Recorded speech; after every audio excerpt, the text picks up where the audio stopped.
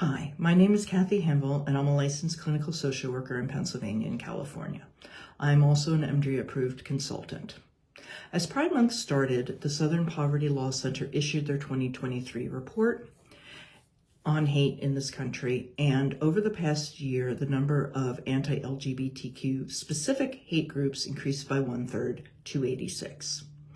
Living in a country that has that many groups that hate you for who you are and nothing else about you without knowing you is essentially traumatizing. As a therapist who identifies both as queer and genderqueer, one of the ways I show up for my clients is by showing up as my authentic self. And that includes sitting with them as they experience and acknowledge the pain of living in a country that very often feels very unsafe to them. Having community has always been essential to the community, and that has been a strength and resource for us.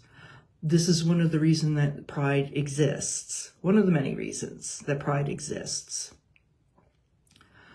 It's important also to recognize that there are lots of intersections with the queer community, including many that identify as neurodivergent, and also many Black and other people of color and Indigenous people.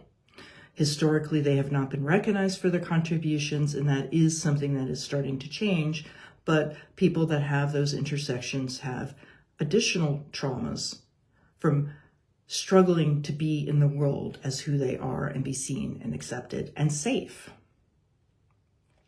Having that sort of community can be a resource that you use in your EMDR work at that point of resourcing. Finding the visions, the safety, the family, the created family, whatever that is for somebody that helps them calm, center, and feel safe in this world. Thank you for listening, and happy Pride Month.